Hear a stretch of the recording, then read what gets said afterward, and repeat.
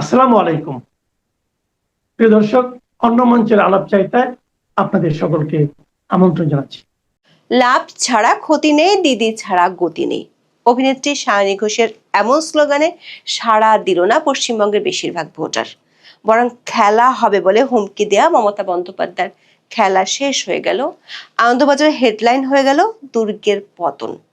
গেরুয়া ঝড়ে তাই প্রথমবারের মতো বাংলায় ফুটেছে পদ্ম। অপ্রত্যাশিত বড় জয়ে নবান্নের মসনদে বসতে চলেছে বিজেপি। মসনদে বসার জন্য যে 147 আসন দরকার তা ঝড়ের প্রথম ঝাপটায় নিশ্চিত করে ফেলেছে মোদি আর অমিত শাহের বাহিনী। এখন অপেক্ষা শুধু আনুষ্ঠানিক ঘোষণার। সারা ভারত জুড়ে চলছে দিদির এমন বিদায় নিয়ে চুল চেরা বিশ্লেষণ। কেউ কেউ বলছেন 5 দিদিকে বেঙ্গল প্রেসিডেন্সি থেকে বাড়ি পাঠিয়ে দিয়েছে, খান খান হয়ে গেছে দিদির সাম্রাজ্য। আবার জল্পনা কল্পনা শুরু হয়েছে কে হচ্ছেন পশ্চিমবঙ্গের নতুন মুখ্যমন্ত্রী। গঙ্গার পাড় থেকে বঙ্গের নির্বাচন নিয়ে আলোচনার ঝড় সীমান্ত পেরিয়ে পদ্মা এবং মেঘনা পারে, মানে ঢাকায়ও বেশ জমে উঠেছে। তবে সে আলোচনা একেবারেই ভিন্ন। ঢাকায় আলোচনা হচ্ছে পশ্চিমবঙ্গে বিজেপির আধিপত্য বাংলাদেশের জন্য কি বার্তা নিয়ে আসছে তা নিয়ে। পশ্চিমবঙ্গে বিজেপির উত্থান বাংলাদেশকে চাপের মুখে পড়বে। প্রশ্ন উঠেছে, সীমান্ত থেকে পানির মতো দৃশ্যমান সমস্যাগুলো নিয়ে কি দুই প্রতিবেশীর মধ্যকার সম্পর্কে নতুন মেরুকরণ দেখা দিবে, নাকি বাংলাদেশের রাজনীতিতে আওয়ামী লীগ ও শেখ হাসিনা ইস্যু এবং সংখ্যালঘু নির্যাতন নিয়ে নতুন করে জটিল হবে মোদি তারেক সম্পর্ক। বিস্তারিত জানতে চলুন যাওয়া যাক। বহু বছর আগে অটল বিহারী বাজপেয়ী আক্ষেপ করে বলেছিলেন, ভারতের বিভিন্ন প্রান্তে বিজেপি সাফল্য পেলেও পশ্চিমবঙ্গে শক্ত ভিত্তি গড়তে পারছে না। এটা তার জন্য ছিল অত্যন্ত কষ্টের। দেশটির প্রয়াত এই প্রধানমন্ত্রীর আক্ষেপ এবার ঘুচতে যাচ্ছে। রাত 10টা পর্যন্ত ভারতের একাধিক সংবাদ মাধ্যমের খবরে বলা হচ্ছে, পশ্চিমবঙ্গের 293টি আসনের মধ্যে 208টি আসনে পদ্ম ফুল ফুটে গেছে, যেখানে মমতার তৃণমূল কংগ্রেস মাত্র 79টি আসনে জয় পাচ্ছে। অথচ সরকার গঠনের জন্য দরকার 147টি আসন। ফলে পশ্চিমবঙ্গে তৃণমূল কংগ্রেসের 15 বছরের শাসনের অবসান হতে চলেছে। এমন অবস্থায় সামাজিক যোগাযোগ মাধ্যমে খেলা শেষ লেখা বার্তা দিয়েছে বিজেপি।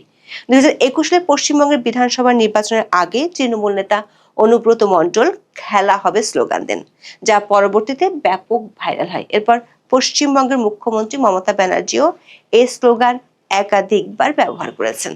তাদের সে স্লোগানের জবাবে বিজেপি এবার লিখলো খেলা শেষ। দলের এই জয়কে স্মরণীয় আখ্যা দিয়ে প্রধানমন্ত্রী নরেন্দ্র মোদী বলেছেন, পশ্চিমবঙ্গে পদ্ম ফুটেছে। দর্শক, পশ্চিমবঙ্গের এবারের নির্বাচনটি কয়েকটি কারণে বেশ ব্যতিক্রম ছিল। প্রথমত, পশ্চিমবঙ্গ বরাবরই রাজনৈতিক সহিংসতার জন্য পরিচিত। বিশেষ করে নির্বাচনী সহিংসতা ওই রাজ্যের এমন একটি বাস্তবতা যা সব দলের শাসনামলে কম বেশি বজায় থেকেছে। সেই জায়গায় রাজ্যে এবারের ভোট হয়েছে একেবারে শান্তিপূর্ণ পরিবেশে। 2 দফার ভোট গ্রহণে গোটা রাজ্যে একটিও সহিংসতাজনিত মৃত্যুর ঘটনা ঘটেনি। বিক্ষিপ্ত কিছু সংঘাত ছাড়া খুব বড় কোনো গন্ডগোলের খবর নেই। এটি পশ্চিমবঙ্গের নির্বাচনের সবচেয়ে ব্যতিক্রমী ঘটনা। ভোট পড়ার হারও ছিল একটি অনন্য রেকর্ড। পশ্চিমবঙ্গে এবার নির্বাচনের 2 দফা মিলে ভোট পড়েছে 92.47%। দেশটির স্বাধীনতার পর থেকে রাজ্যে কোনোদিন কোনো নির্বাচনে এত বেশি হারে ভোট পড়েনি। ভোটবিরোধ জরিপগুলো আগেই বিজেপিকে এগিয়ে রেখেছিল। মমতা অবশ্য এক্সিট পোলগুলোকে উড়িয়ে দিয়ে দাবি করেছিলেন তৃণমূল 220টিরও বেশি আসন জিতবে। তবে এবার বুথ ফেরত জরিপের সংখ্যাগুলোই সঠিক প্রমাণিত হয়েছে। বাংলায় গেরুয়া ঝড়ে পদ্ম ফুটেছে। এতটাই ফুটেছে, আনন্দবাজারের তৈরি করা ম্যাপে গেরুয়া রঙের ছড়াছড়ি, সবুজের দেখা মেলা ভার হয়ে গেছে। পদ্ম ফুলের এমন জোয়ার নিয়ে ব্যাপক বিশ্লেষণও চলছে। আমাদের বিশ্লেষণ হলো, মমতার এতদিনের শক্তি ছিল 3 মা, মাটি, মানুষ। এই 3 মকে টেক্কা দিতে গেরুয়া দল এবার হাজির করেছিল নতুন 5 এগুলো হলো মুসলিম মহিলা অভিবাসী বা মাইগ্রেন্ট, মতুয়া সম্প্রদায় এবং বিজেপির শক্তিশালী নির্বাচনী যন্ত্র বা মেশিনারি। দীর্ঘদিন ধরে নারী ভোটাররা তৃণমূলের সাফল্যের অন্যতম ভিত্তি ছিল। ভাগ্যশ্রী থেকে কন্যাশ্রী, নারীদের জন্য গত 1 দশকে মমতা এমন বহু কল্যাণমূলক প্রকল্প চালু করেছিলেন, কিন্তু আরজি কর মেডিকেল কলেজের ধর্ষণ ও খুনের ঘটনা বড় ইস্যু হয়ে ওঠে, যেখানে নারী সুরক্ষা নিয়ে তৃণমূলকে নিশানা করে বিজেপি। এমনকি পানিহাটি আসন থেকেও ওই ঘটনার শিকার নারীর মাকেও প্রার্থী করা হয়। ঐতিহাসিকভাবে পশ্চিমবঙ্গের প্রায় 27% মুসলিম ভোটার ক্ষমতার সমীকরণ নির্ধারণে গুরুত্বপূর্ণ ভূমিকা পালন করে। 2021 সালে মুসলিম প্রধান আসনগুলোতে তৃণমূলের বড় জয়ের পেছনে সংখ্যালঘু ভোটের একত্রীকরণ বড় কারণ ছিল। কিন্তু 2026 সালে মালদা, মুর্শিদাবাদ ও উত্তর দিনাজপুরের মতো গুরুত্বপূর্ণ জেলাগুলোতে ভোটের ধরনে পরিবর্তনের ইঙ্গিত মিলেছে। অল ইন্ডিয়া মজলিসে ইত্তেহাদুল মুসলিমিন কুড়াল মেরেছে তৃণমূলের মুসলিম ভোটে। দর্শক, পশ্চিমবঙ্গের নির্বাচনের ফলাফল কি হতে যাচ্ছে তা এখন সবাই আঁচ করতে পারছে। ফলে এখন সবার নজর ধীরে ধীরে দলটির মুখ্যমন্ত্রী পদপ্রার্থীর দিকে সরছে। নির্বাচনের আগে কেন্দ্রীয় স্বরাষ্ট্রমন্ত্রী অমিত শাহ বরাবরই বলেছেন কোনো এক বাঙালি রাজ্যের মুখ্যমন্ত্রী হবেন। মুখ্যমন্ত্রী মমতা বন্দ্যোপাধ্যায়ের তৃণমূল কংগ্রেসের তোলা বহিরাগত তত্ত্বের পাল্টা জবাব দিতেই অমিত শাহের এই মন্তব্য ছিল। বিজেপির জয় পেলে মুখ্যমন্ত্রী হওয়ার দৌড়ে এগিয়ে থাকা সম্ভাব্য প্রার্থীদের একটি তালিকা তুলে ধরেছে ভারতীয় সংবাদ মাধ্যম দ্য ইন্ডিয়ান এক্সপ্রেস ও দ্য ইন্ডিয়া টুডে। রাজ্যের শীর্ষ পদের জন্য বেশ কয়েকজন প্রভাবশালী বিজেপি নেতার নাম উঠে এসেছে। বর্তমান ভোট গণনার ট্রেন্ড অনুযায়ী এই সব প্রার্থী নিজ নিজ আসনে এগিয়ে রয়েছেন। কারা তারা? অবধারিতভাবে সবার আলোচনায় প্রথমে যার নাম উঠে আসছে তিনি হলেন বর্তমানে বিরোধী দল নেতা শুভেন্দু অধিকারী। মাত্র কয়েকদিন আগে নির্বাচনী প্রচারণায় তিনি শেখ হাসিনাকে এখনো বাংলাদেশের বৈধ প্রধানমন্ত্রী এবং তাকে সসম্মানে বাংলাদেশের ক্ষমতায় ফিরিয়ে দেওয়ার কথা বলে বাংলাদেশে বেশ আলোচনার জন্ম দিয়েছিলেন। এই শুভেন্দু অধিকারী একসময় মমতার দলেই ছিলেন। নন্দীগ্রাম আন্দোলনের সময় মমতার ডান হাত ছিলেন তিনি। 2021 সালের নির্বাচনের মাত্র কয়েক মাস আগে 2020 সালের ডিসেম্বরে তার বিজেপিতে যোগ দেওয়া তৃণমূল নেত্রীর জন্য বড় ধাক্কা ছিল। সে সময় নন্দীগ্রামে মমতাকে হারিয়ে শুভেন্দু আলোড়ন ফেলে দিয়েছিলেন। মুখ্যমন্ত্রী পদের দৌড়ে অন্যতম নাম বিজেপির রাজ্য সভাপতি শ্রমিক ভট্টাচার্য। আরএসএস এর আদর্শে গড়ে ওঠাই অভিজ্ঞ নেতা 2024 সাল থেকে রাজ্যসভার সদস্য। বিজেপি কোনো বাঙালি মুখ বেছে নিতে চাইলে শ্রমিক ভট্টাচার্য হবেন অন্যতম সেরা বিকল্প। এরপর উঠে আসছে সাবেক সাংবাদিক স্বপন দাশগুপ্তর নাম। এছাড়া আছেন সাবেক রাজ্য সভাপতি দিলীপ ঘোষ। যদিও 2024 সালের লোকসভা নির্বাচনের পর তিনি দল থেকে কিছুটা দূরে সরে গিয়েছিলেন, তবে গত জানুয়ারিতে কেন্দ্রীয় স্বরাষ্ট্রমন্ত্রী অমিত শাহের সঙ্গে সাক্ষাৎ হওয়ার পর তাকে আবারও মূলধারায় ফিরিয়ে আনা হয়। রাজ্য বিজেপির আরেক সাবেক সভাপতি সুকান্ত মজুমদার বর্তমানে ভারতের প্রধানমন্ত্রী নরেন্দ্র মোদী নেতৃত্বাধীন মন্ত্রিসভার কেন্দ্রীয় মন্ত্রী। বিজেপি তাদের শক্তিশালী ঘাঁটি উত্তরবঙ্গ থেকে কাউকে শীর্ষ পদের জন্য বেছে নিতে চাইলে তিনি অন্যতম পছন্দ হতে পারেন। দ্য ইন্ডিয়া টুডে তাদের রিপোর্টে দুইজন নারীকে সম্ভাব্য মুখ্যমন্ত্রীর পদে জায়গা দিয়েছেন। একজন হলেন অগ্নিমিত্র পাল। ফ্যাশন ডিজাইনার অগ্নিমিত্র বাংলায় বিজেপি মহিলা মঞ্চের প্রধান ছিলেন। খুব দ্রুতই রাজ্যের ভাইস প্রেসিডেন্ট হয়েছেন তিনি। আরেকজন নারী হলেন রাজ্যসভার সদস্য নামকরা অভিনেত্রী রূপা গাঙ্গুলি। সোনাপুর দক্ষিণের এমএলএ রূপা গাঙ্গুলি 2 বছর ধরে বাংলার বিজেপি মহিলা মঞ্চের সভাপতি হিসেবে দায়িত্ব পালন করছেন। দর্শক, 1.5 দশকের তৃণমূল কংগ্রেসের আধিপত্য ভেঙে বিজেপির এই নিরঙ্কুশ উত্থান কেবল পশ্চিমবঙ্গের অভ্যন্তরীণ রাজনীতি নয়, বরং পার্শ্ববর্তী দেশ হিসেবে বাংলাদেশের ভূ রাজনৈতিক সমীকরণ, সীমান্ত অর্থনীতি এবং ঢাকা দিল্লি সম্পর্কেও সুদূর প্রসারী প্রভাব ফেলবে। বাংলাদেশের মানুষের মধ্যে বিশেষ করে সামাজিক মাধ্যমে পশ্চিমবঙ্গের ক্ষমতার এই পরিবর্তন নিয়ে ব্যাপকভাবে আলোচনা হচ্ছে। বাংলাদেশ ও ভারতের মধ্যকার সীমান্ত হলো 4096 কিলোমিটার। এই দীর্ঘ সীমান্তের মধ্যে কেবল পশ্চিমবঙ্গের সঙ্গে বাংলাদেশের সীমান্ত রয়েছে 2217 কিলোমিটার। তাই পশ্চিমবঙ্গের ক্ষমতার পালাবদলের বাতাস না চাইলেও ঢাকার দেয়ালে দেয়ালে আঘাত হানছে। প্রশ্ন হলো 2026 সালের ফেব্রুয়ারিতে বাংলাদেশের তারেক রহমানের নেতৃত্বে বিএনপি সরকার ক্ষমতা আসার পরপরই পশ্চিমবঙ্গে বিজেপি ক্ষমতায় আসায় বাংলাদেশ ভারত সমীকরণ কি নতুন কোনো রূপ নেবে, নাকি এই সম্পর্ক আরো জটিল হয়ে উঠবে? এতদিন কেন্দ্রে বিজেপি এবং রাজ্যের তৃণমূল থাকায় অনেক ক্ষেত্রেই বাংলাদেশ ইস্যুতে দিল্লি নীতির সঙ্গে কলকাতার মতবিরোধ দেখা যেত। যেমন তিস্তা চুক্তিতে মমতা বন্দ্যোপাধ্যায় ছিলেন সবচেয়ে বড় রাজনৈতিক বাধা, আবার অন্যদিকে বিজেপির মুসলিম বিরোধী প্রচারণার বিরুদ্ধে তিনি ছিলেন সোচ্চার।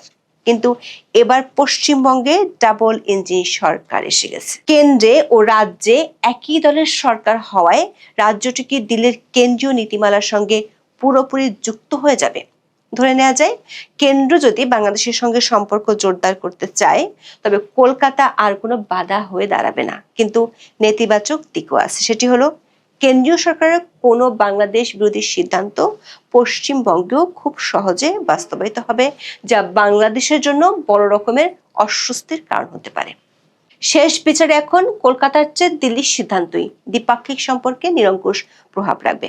পশ্চিমবঙ্গের ক্ষমতার পালা বদলে সামনের দিনগুলোতে ভারত বাংলাদেশ সম্পর্কে বড় প্রশ্ন হলো তিস্তা চুক্তির জট কি খুলবে? 2011 সালের সেপ্টেম্বরে ভারতের তৎকালীন প্রধানমন্ত্রী ডক্টর মনমোহন সিং ঢাকা সফর করেন।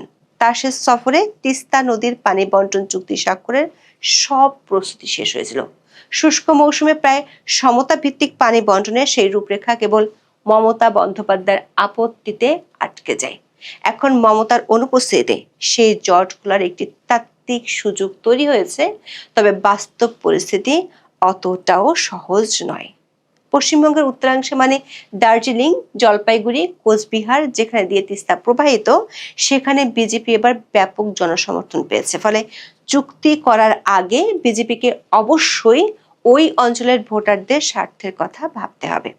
আবার এই বছরে শেষ হচ্ছে গঙ্গা পানি বন্টন চুক্তির মেয়াদ। এটির নবায়নও এখন একটি প্রধান ইস্যু হিসেবে দেখা দিবে, যেখানে রাজ্য বিজেপির ভূমিকা হবে নির্ণায়ক। পুরো বিষয়টি এখন নির্ভর করবে দিল্লির ভূ রাজনৈতিক সদিচ্ছা এবং বাংলাদেশের দর কষাকষির সক্ষমতার উপর।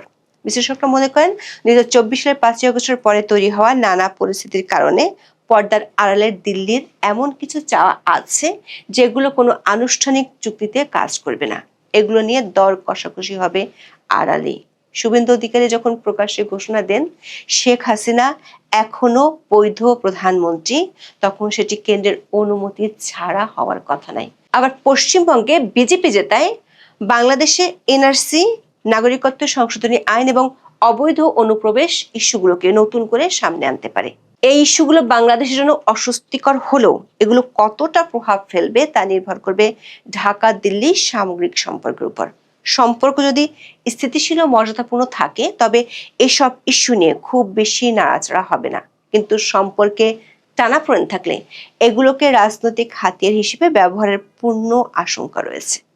আসামের মুখ্যমন্ত্রী হিমন্ত বিশ্ব শর্মা যেভাবে রাতের অন্ধকারে পুশব্যাকের কথা বলেছেন, পশ্চিমবঙ্গ সরকার যদি একই পথে হাঁটে তবে তার সীমান্ত পরিস্থিতিকে জটিল করে তুলবে। বাংলাদেশের হিন্দু সংখ্যালঘুদের উপর নির্যাতনের বিষয়টি দুদেশের জন্য স্পর্শকাতর একটি বিষয়। এখন বঙ্গরাজ্যে ক্ষমতায় থাকায় বিজেপি কেন্দ্রীয় সরকারের উপর বাংলাদেশের উপর কঠোর হওয়ার জন্য চাপ প্রয়োগ করবে, যা তারেক রহমানের সরকারের জন্য এক বিশাল অস্বস্তির কারণ হয়ে দাঁড়াবে। এর মধ্যে মোদী সরকার বাংলাদেশে হাই কমিশনার হিসেবে প্রথমবারের মতো কূটনীতিকের পরিবর্তে ঝানু রাজনীতিককে নিয়োগ দিয়েছে। নতুন হাই কমিশনার হিসেবে নিয়োগ পাওয়া দীনেশ ত্রিবেদী আবার পশ্চিমবঙ্গের রাজনীতিতে এক সুপরিচিত মুখ। তিনি তৃণমূল কংগ্রেসের প্রাক্তন কেন্দ্রীয় মন্ত্রী ছিলেন এবং বর্তমানে বিজেপির একজন গুরুত্বপূর্ণ নেতা। ফলে কেন্দ্র থেকে ঢাকা, মাঝখানে সীমান্ত, সবখানে এখন বিজেপির একক প্রাধান্য, যেটি সরাসরি মোদির ভাষায় এক হয়ে কথা বলবে। ফলে দৃশ্যমান সীমান্ত কিংবা পানি অথবা বাণিজ্য সমস্যা থেকে শুরু করে পর্দার আড়ালের আওয়ামী লীগ কিংবা শেখ হাসিনা ইস্যু নিয়ে দিল্লি এখন ত্রিমুখী চাপ তৈরি করতে পারবে ঢাকা। পশ্চিমবঙ্গের বিজেপি নেতা শুভেন্দু অধিকারী শেষ পর্যন্ত ছক্কাটা মেরেই দিলেন। বাংলাদেশের শুভেন্দু অধিকারী পরিচিত এই অর্থে যে 5 আগস্টের পর আওয়ামী লীগ সরকার বিদায় পর থেকে শুভেন্দু অধিকারী বিশেষ করে বাংলাদেশে আওয়ামী লীগ ঘরানা, শেখ হাসিনা ঘরানার অথবা 5 আগস্টের পট পরিবর্তনে যারা ধাক্কা খেয়েছেন তাদের জন্য শুভেন্দু অধিকারী একটা নাম হয়ে উঠেছিল। শুভেন্দু অধিকারী আলোচনা করেছেন যখন ইউনূস সরকার শেখ হাসিনাকে ইন্ডিয়া থেকে ফেরত চায়, তখন শুভেন্দু অধিকারী বেশ রসালো এবং চটকদার কিছু বক্তৃতা দিতেন। শেখ হাসিনাকে ফেরত চাওয়ার জন্য চিঠি দিয়েছে, শুভেন্দু অধিকারী বলেছেন সেই চিঠি ভারত সরকার ডাস্টবিনে ফেলে দিয়েছে। এইসব থেকে আওয়ামী লীগ ঘরানায় বেশ স্বাচ্ছন্দ্যের মানুষ, যদিও বিজেপি পশ্চিমবঙ্গে ক্ষমতায় গেলে পরে বাংলাদেশি অরিজিন মানুষ এবং ভারতীয় মুসলিম, পশ্চিমবঙ্গের মুসলিম সমাজ, তারা কতটুকু কি পরিস্থিতিতে পড়বে এই নিয়ে ব্যাপক সমালোচনা এবং ব্যাপক আশঙ্কা রয়েছে। আসাম এবং পশ্চিমবঙ্গে বিজেপি তার লাল ঝান্ডা উড়াচ্ছে। বলা হচ্ছে পশ্চিমবঙ্গে গেরুয়া ঝড় উড়ে গেল হাওয়ায় চটি। দিদি বহুদিনের সিপিএম কে ডুবিয়ে আসা তৃণমূল কংগ্রেস মমতা ব্যানার্জি, তিনি শেষ পর্যন্ত ভরাডুবির শিকার হয়েছেন বলেই চারদিকে আলাপ। আমাদের কাছে সবশেষ যে তথ্য আছে সেই তথ্য অনুযায়ী বিজেপি 195 পশ্চিমবঙ্গে, তৃণমূল কংগ্রেস 92, মাত্র 92, 195 বিজেপি, সিপিএম 1, কংগ্রেস 2 আর অন্যান্যরা পাচ্ছেন 3টি আসন। অর্থাৎ বিজেপির জয় একেবারে প্রায় নিশ্চিত।